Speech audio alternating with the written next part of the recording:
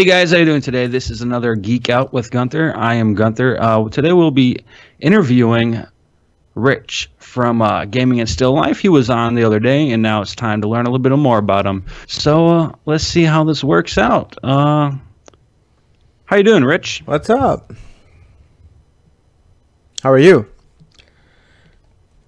Oh, I'm good. I'm good. So this is our first interview with you. Yes, it is. Well, maybe we'll have plenty of more. Looking So forward to what it. are you up to? Yeah, right. So what are you up to? What are you doing? Well, basically I just got home from work and I'm getting ready to probably do another show for my channel here tonight. Another show? You already got like what, 2 out today?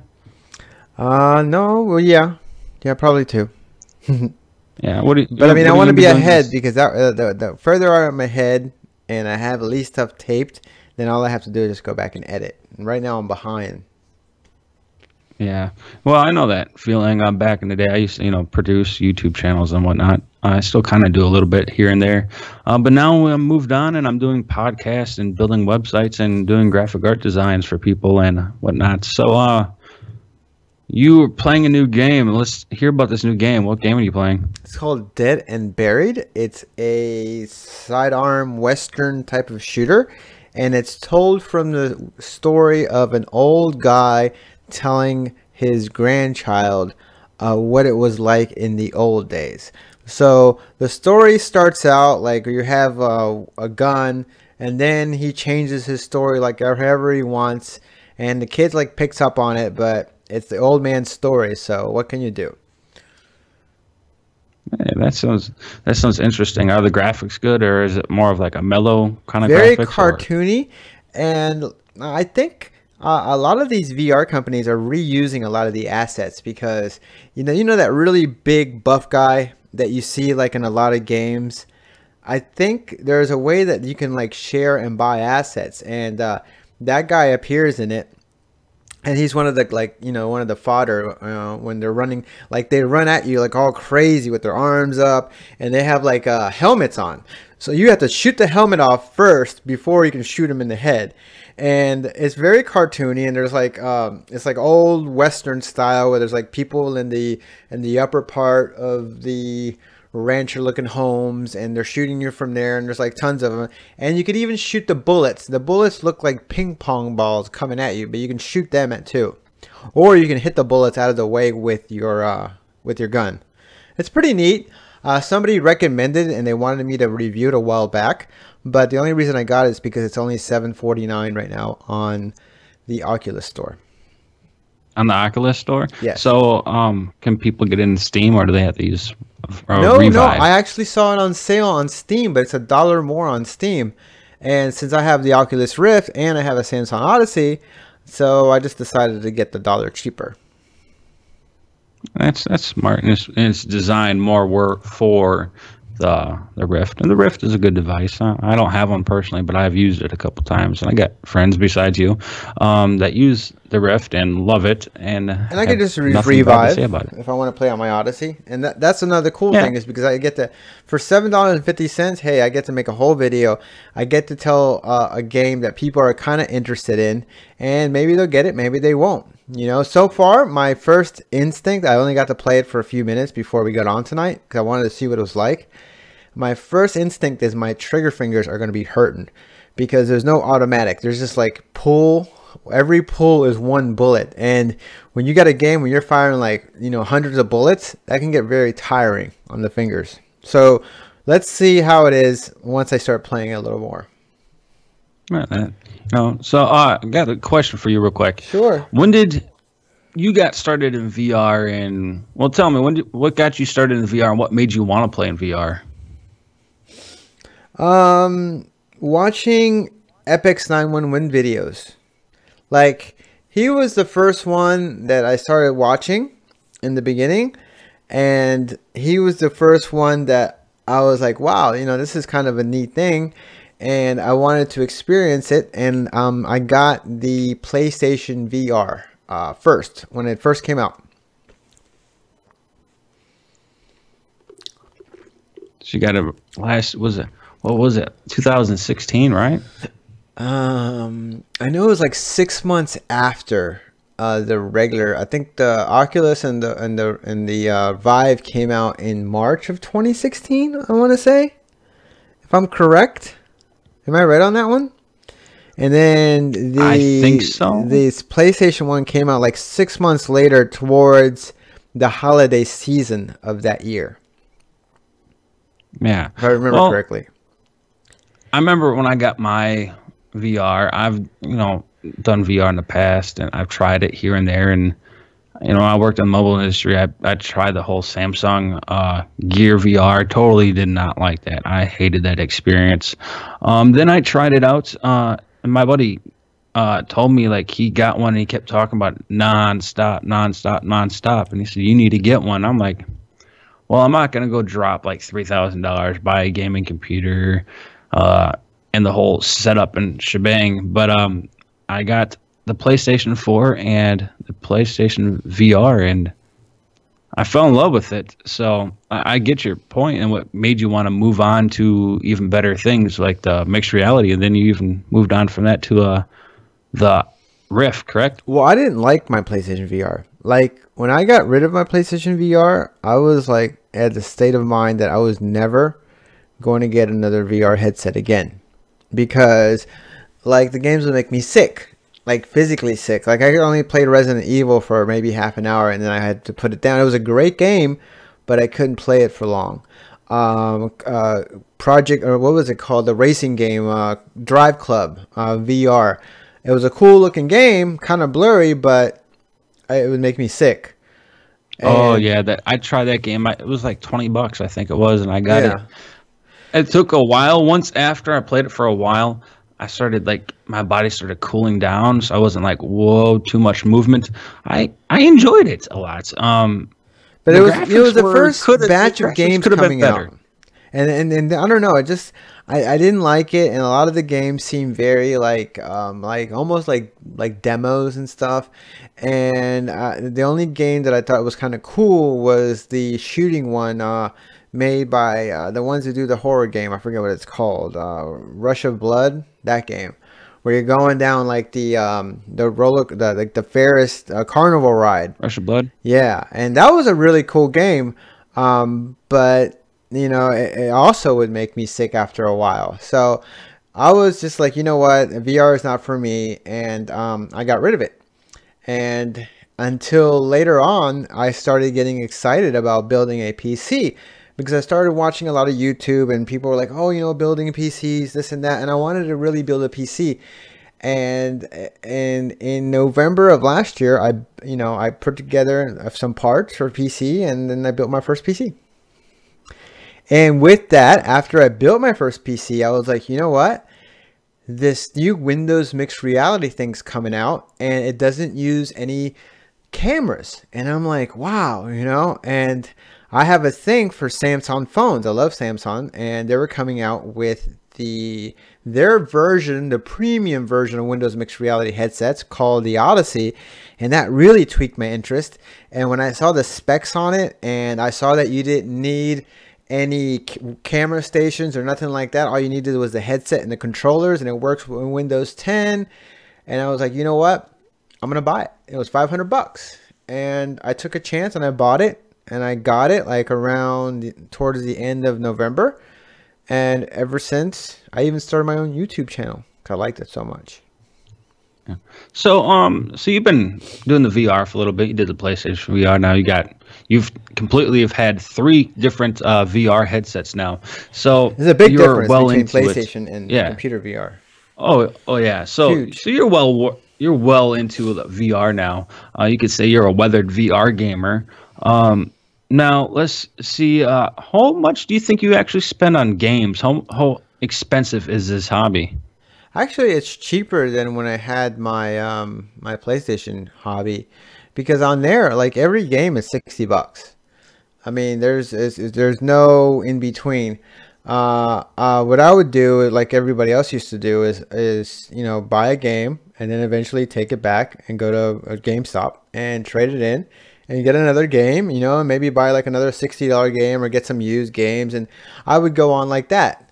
But after a while, it's just got too expensive. So after a while, I decided to get them from Best Buy because they have a buyer's club discount over there, and you can get, I think, if I remember, it was 20% off or something like that. And you can get like brand new games for a lot cheaper, for like 45 bucks instead of paying the full 60. So I did that for a while, and then when I built my computer, now I was totally into Steam. And I don't really know much about like computer games except for my first one was Wolfenstein: The New Colossus. That's how new of a computer gamer. I just got into this recently. But ever since I started playing VR games, I don't want to ever really play any of the flat games. They're just not as interesting to me. But right now, it seems like I'm getting to a point where all the good VR experiences, it seems like I'm already played them or experienced them, and there's not enough newer stuff really coming out. But, it's still a wait and see attitude. Not as much new stuff as when I first got into it. Because when I first got into it, everything was new. And yeah, because when you first get into something, there's already usually a back order of stuff that you have not played because you have not had a chance. So what is the game you have enjoyed the most since you got into VR? Oh, there's been so many good experiences. I think Sprint Vector. Like I was talking about that the other day with you. I've enjoyed that one a lot. I think I just got so sick of the type of games where you have to shoot or swords in VR.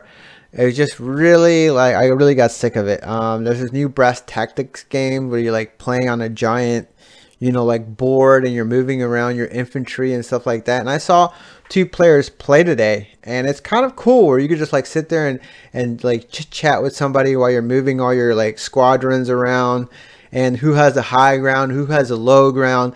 And that seemed really interesting.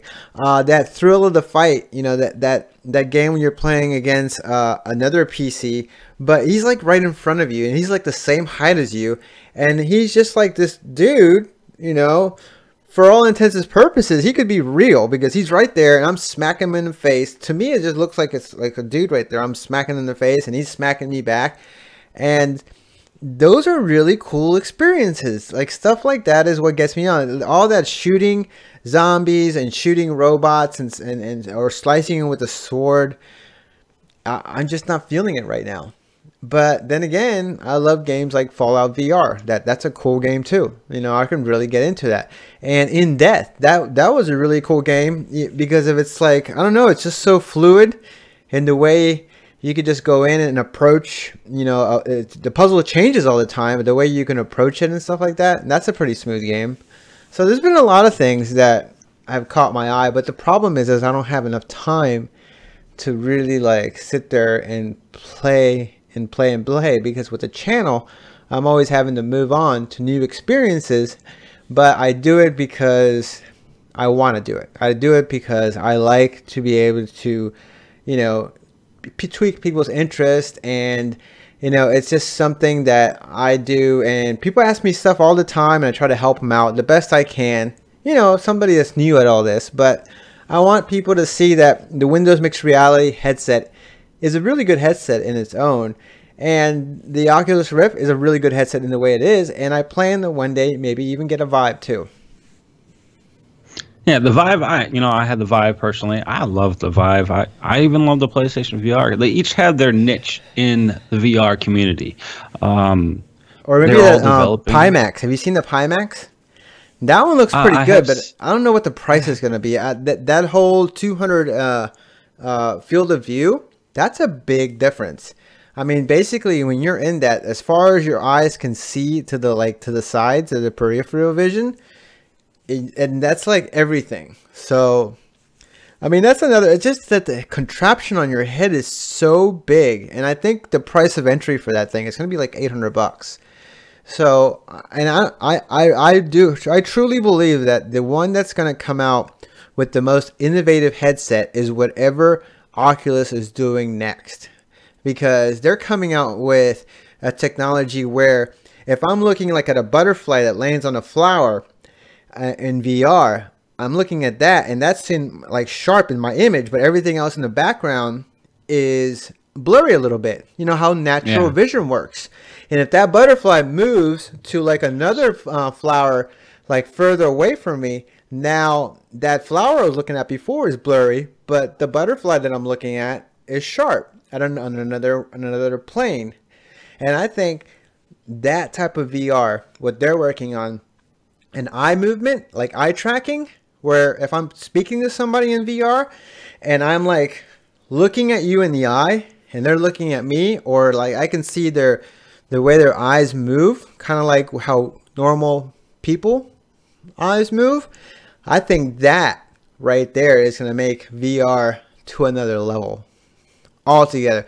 So the stuff that they're working on, that whole resolution stuff doesn't really matter to me. Not that much. Like what Vive is doing with the Vive Pro and stuff like that, it's not that big of a step, and it's nothing different than what I already have in my Odyssey. Now I'm more curious on what the next step for VR is going to be, and I think Oculus is the one that's going to have it. You know, we'll just have to wait and find out, because right now we don't know. All we know right now is Vive is coming out with the Pro version, and the Pro version is more targeted for the high-end niche community and businesses. Oculus did tease something about their new what's it called, Facebook 8 or the 8th, whatever, when they get together, and they tease something that something really big is coming. I don't know if it's their Oculus Go or if it's like a main, you know, stream successor, but they said nothing in 2018 for the Oculus Rift. So I believe them. I think it's not going to come out till 2019, which is fine. I'm good with where I am right now with my Rift, and I'm good where I am right now in my Odyssey. What I want is, you know, I want some more stuff made specifically for VR, you know, and stuff like Sprint Vector, In Death. That is a step in the right direction. Make it so where it's not a zombie shooter. Make it to where it's something innovative. You know, experiment with like movement. And right now, some of the best and newest experiences are coming out to PlayStation. You know, they got a lot of great stuff in the pipeline that's coming out, which is great, because eventually for these companies to be successful, they have to release it not only on PlayStation, but on PC as well. And that's just logical, you know? Yeah, and I think in time it will come. So the next question I have for you is not so much VR. It's more actually about your YouTube channel that you've been working on here for, let's say, what, 3-4 months now? Yeah. What made you want to start it, and what equipment did you have when you first started? What was the last part of the question? What equipment did you use when you first started your YouTube channel? Because people out there might want to start doing YouTube or taking the step in or getting their toes wet. So what did you start off with, and what made you want to do it? Well, I started out with my PC and basically my cell phone. And my cell phone, I would just record with it. It wasn't hooked up to the computer, nothing. I would just record with it. And for example, if I was playing so-and-so game, I would set I would have this like contraption that I used to rig it up, and like it would like tie to like a big table so like my camera could sit up, and it's one of those like has a clamp, and it has like an arm on it that like you can like bend in different like directions and stuff. It's like a really cheap like cell phone like extender or whatever. I don't know. I use one of them, and I use my phone to tape me in VR. And then I would use the phone to tape my monitor on my computer while I was doing stuff in VR. So, and this is before I learned how to be able to capture what was on my monitor. You know, I didn't know how to do that. So the only thing I knew how to do was to set the camera further enough away to where it could see what's on the monitor as far as what I'm seeing in VR. Plus, it would try to catch what I was doing. I mean, that's just how I started. I didn't know any better. And then I found that the computer has something called shadow play, where if you put on shadow play, it will record whatever is playing on your desktop. So I figured out that I can record what it was on my desktop, and now I can concentrate my phone to record just me doing whatever I was doing, while I was in VR. And then I would go back and in editing, put that window in for me on whatever the phone picked up, and put that in a small box, and then in editing, put it together. And then sometimes I would even have the recording of my voice a whole different track. Now, when you do it that way, that's like the way to do it. The only thing about that is it's way more time consuming. Way more time consuming to do it like that, because now you're having to use 3 different recordings and then putting them all together post-processing. But now what I do is I have a program that's called OBS. And with OBS, I can have it recording whatever on my monitor at the same time, and already in a little window make it to where it's showing me whatever it's showing on the webcam, and then have it recorded all at the same time. And that saves me a whole step in editing, so it's all together already. So the only thing I have to do in editing is just go back and then cut it however I want. So I mean, I would, if anybody, my biggest thing I could tell you, if anybody's thinking about getting into YouTube or recording stuff, don't do it. If you want to have a life and if you want to enjoy your games, don't do it. That's the best advice I can give to anybody. You have to really be committed, and most YouTubers don't last a year. Most YouTubers don't last 6 months. So, yeah. So, quick pop questions. Here's a list of questions real quick. These are just like for people to get to know you and understand you and see who you are a little bit. Question. So, what's your favorite food? I don't know. It's not like I have a favorite anything. I don't have favorite colors, favorite nothing like that. Favorite food? I don't know. I guess I like this chicken that my mom makes, and she wraps it with like ham and cheese, and then you like, I guess, cook it, but it's got like a herb with like a buttery sauce on the outside. So when it comes out, it's almost like a loaf, and then you cut it, and then when you cut it, it looks like medallions but with stuff in it. Sometimes you can put also is it prunes on the inside with ham, and it's really good. I think that's my favorite food. So, all right, the next question is, what is your favorite soda pop? Dr. Pepper. Dr. Pepper. All right.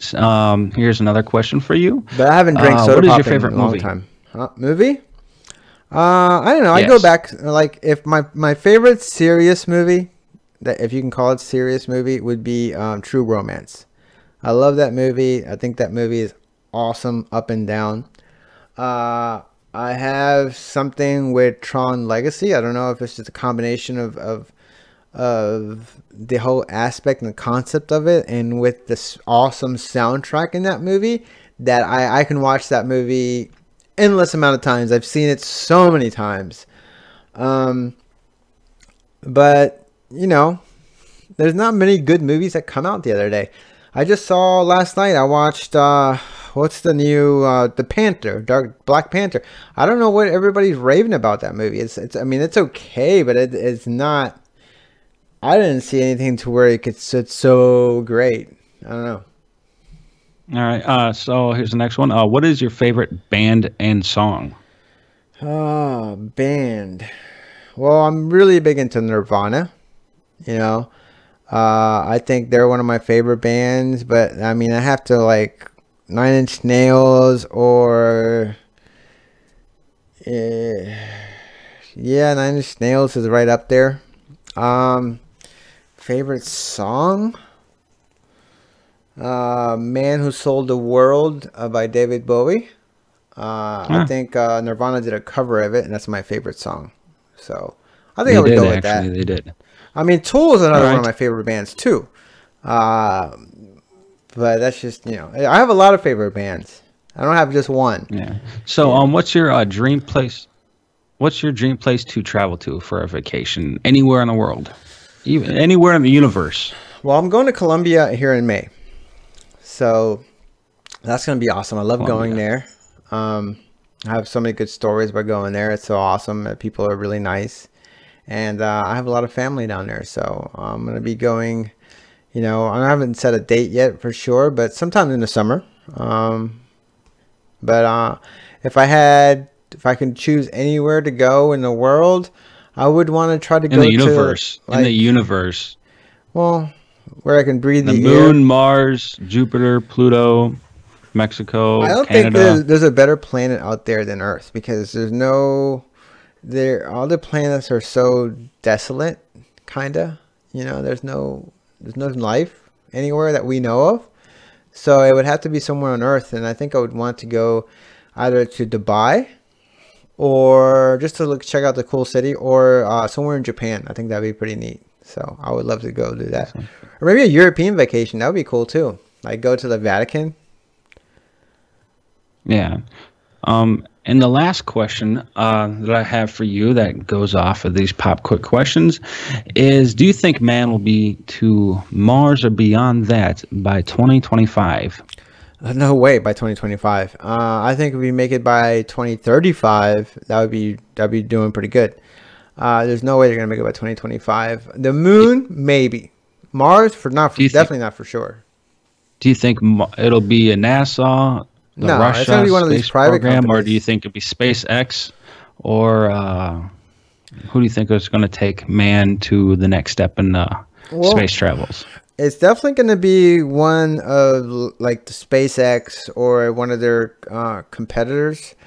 I think for right now, this reusable space shuttle, or at least some of the components, has to be. Spacecraft, not a shuttle. The shuttle program has ended. Yeah, some of these components that they're using for liftoff and something like that, and they go back. They went back to. They got away from the whole shuttle idea, which that's so expensive, and they went back to more like rockets. And now that they can actually reuse a lot of these parts on the rocket, I think are a great idea. So that's the only way that they're going to be able to sustain, and as long as they can keep structuring it up so it can grow and grow and grow. So and they just had another liftoff tonight, and you saw the quick turnaround that they had. They did another Yeah. Falcon 9 liftoff tonight. Actually, they used a different rocket because last time it was a heavy. It was a Falcon Heavy, Yeah, I this was believe. just a Falcon 9. Yeah, the Falcon Eye is a little smaller. It doesn't carry such a heavy load.